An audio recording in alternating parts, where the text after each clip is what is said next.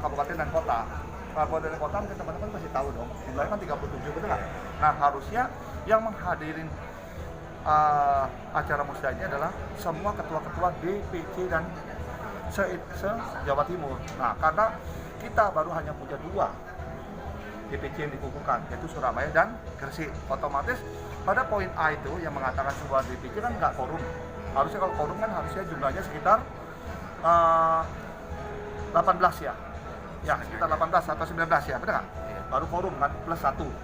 Nah, harusnya. Akhirnya kita masuk kepada poin yang ke-7, di mana poin 7 mengatakan musda bisa dilakukan yang ada dilakukan oleh para pengurus yang ber-KTA, yang memberikan kontribusi, benar nggak? Membayar iuran bla bla bla, benar nggak? Nah, satu-satu setelah dilihat oleh DPP, hanya DPC Surabaya yang sangat akurat datanya. Jadi kami ada terdaftar yang udah registrasi di kita, dari anggota kita 157, yang terregistrasi yang 117. Pak, mau disingkat, maskernya bisa Oh, Oke, baik, ya. sorry. Memberi persyaratan mengikuti musda ini. Nah, dari 117 itu hari ini udah quorum sekitar 50 plus 1, artinya 61 orang yang udah hadir dari musda. Nah, kebetulan dari tanggal 1 bulan yang lalu kami udah menginformasikan kepada siapapun yang memenuhi syarat menjadi ketua Aprindo DPD Jawa Timur, tidak ada yang mencalonkan diri bakal calon, enggak?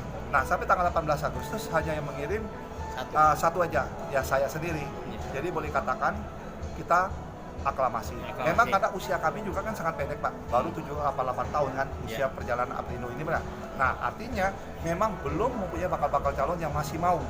Karena banyak juga seorang calon menurut saya kriterianya satu harus, mohon maaf, menurut saya secara pribadi ya, harus punya waktu, benar.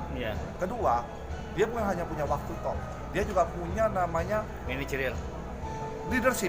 Ya, leadership. Nah, ya toh, selain itu dia juga harus punya istilahnya benar-benar pengusaha, Pak. Jangan sampai dia jadi pengusaha asosiasi, Pak. Jadi menumpang hidup di asosiasi. Mohon maaf, benar nggak? Jadi benar-benar pengusaha. Dengan kami tahu, saya punya bendera adalah Mega Pertama yang punya cabang di Surabaya, Jakarta, Semarang, sampai di Batam. Dan kami punya unit 120 unit yang ada di kota Surabaya. Benar. Jadi nggak mungkin seorang pengusaha itu yang udah eksis, benar nggak? Yang itu cari hidup di asosiasi. Nah, itu yang kami harapin. Makanya perkembangan daripada Aprindo Surabaya ini sungguh luar biasa, sangat cepat sekali, benar.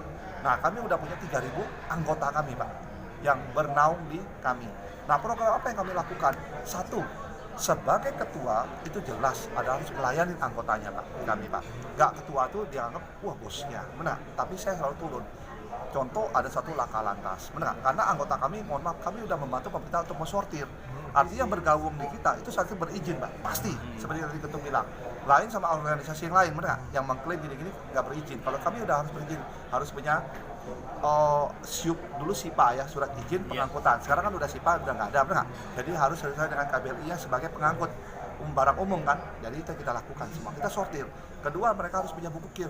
Kenapa buku KIR membuktikan bahwa dia layak jalan untuk berkeselamatan di jalan raya. Nah, itu yang salah satu syarat-syarat yang kita pakai. Nah, ketiga, dia harus juga punya izin kompetensi, Pak, daripada supirnya. Nah, kita juga nggak mau supir yang membawa kendaraan besar itu tidak punya kompetensi, Pak, membahayakan, Pak. Makanya di anggota kami tersortir dengan baiknya, Pak. Gitu, Pak. Nah, dengan 37 kota dan kabupaten ini harus kita dirikan DPC, Pak. Kita mau nggak mau harus, Pak. Karena nanti ke depan 5 tahun kemudian harus yang melakukan musda itu adalah ketua-ketua DPC. Nah, sedangkan di DPC itulah akar rumputnya kami, Pak. Sebenarnya kalau di DPC itu, di DPD itu mau izin tidak punya anggota. Anggotanya adalah ketua-ketua DPC. Nah, di DPC itu yang punya akar rumput, Pak. Semua punya 2.000 anggota, 3.000 anggota unit. Nah, itu mereka. Gitu, Mas. Ya, langkah pertama yaitu kita datengin semua DPC yang ada ini, kita bentuk satu persatu. Jangka pendek yang akan kita bentuk, satu yang paling dekat dari Surabaya, Sidoarjo. Sidoarjo itu banyak pengusaha anggotanya, Pak. Itu udah mau, Pak. Terus ada Pasuruan, Gresik, Probolinggo, Gresik udah ada, Pak. Sudah ada. Nah, terus habis itu, mohon maaf, langsung kita Banyuwangi. di Banyuwangi, Probolinggo, tapal kuda itu semua Pak. Baru kita keliling ke daerah selatan. Nanti mungkin akan ke Lumajang, itu banyak sekali Pak. Karena Ada tujuan kami kalau juga lihat Jawa Timur kan ada 38 kabupaten kota. 38 kota dan kabupaten. Iya. Nah, itu harus kita segera Pak. Dalam waktu setahun ini program saya harus sudah menutup DPK itu Pak. Nah, karena apa? Sesuai instruksi pemerintah, kita adalah mitra kerja Pak. Iya. Kita bukan di atas, bukan di bawah, tapi kita sejajar Pak. Jadi apapun yang dikatakan pemerintah, bukan kita ngebebek bahasanya, Iya. tapi harus kita ikutin. Karena berkendaraan ini berkeselamatan Pak. Jangan sampai anak cucu anak bangsa Iya. yang tidak tahu apa-apa di jalan tiba-tiba kelindas Iya. meninggal dunia. Nah kan sayang Pak. Itu calon pemimpin masa kita Pak. Makanya saya minta turun tadi Pak Pak Nyono udah sampaikan kan begitu seringnya saya memberikan informasi. Audiensi, Karena ya. sebagai warga negara masyarakat berhak termasuk bapak-bapak semua melihat sesuatu yang nggak benar jangan dibiarin kan, harus dilaporkan, termasuk dengan pihak dengan kepolisian. Saya terlalu melapor Pak Kasat Mata, Pak Kapolres ini loh tata muat yang salah, benar, membahayakan. Karena kita sering mengalami Pak melihat sendiri ada orang muat lock contohnya Pak, itu kan nggak benar tata muatnya Pak. Masa kita harus dari dekat sama dia, otomatis kita mundur kan. Iya. Nah kita ngeri, bener nggak? Kita dekat sama dia kalau locknya lepas. Nah begitu jadi yang diupamakan sama Pak Yono tadi, saya lapor orang buat koil Pak. Koil tidak dirantai dengan di atas terlalu di atas rangka gini loh Pak. Iya. Terus apa dikasih ganjil toh Pak? Waduh gila.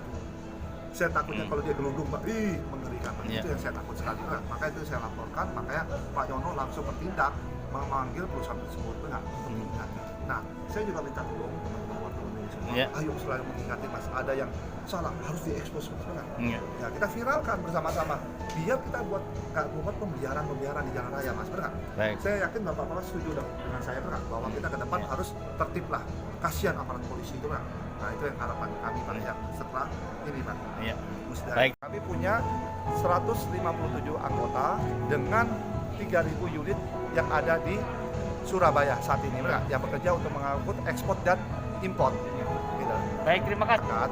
Mobil besar itu yang membawa kontainer ataupun mobil yang membawa big box itu pasti punya titik blind spot, istilah di mana tidak dilihat oleh para supir. Jadi kami berharap sekali lagi kepada pemakai jalan terutama sepeda motor sabar, ikutlah antrian, jangan menyalip dari kiri, benar? Karena membahayakan. Nah, terus kedua, jangan memotong jalur truk dari depan. Kejadian yang sering bahaya itu di lampu merah, sepeda motor di kiri, begitu hijau mobil mau jalan, sepeda motor memotong ke kiri, akhirnya keinjak. Nah itu contoh-contoh. Nah itu yang minta tolong sekali lagi teman-teman pengendara sepeda motor sebaiknya ya lebih hati-hati kalau melihat truk yang begitu besar. Nah begitu juga jaga jarak sangat penting karena itu salah satu daripada aturan lalu lintas, undang-undang lalu lintas harus bisa menjaga jarak, benar nggak? Jangan terlalu berdekatan, takutnya juga pas ditanjakan mobil itu bisa turun, bisa juga ngelindes, benar ya. Baik, terima kasih Bapak. Ya, terima kasih.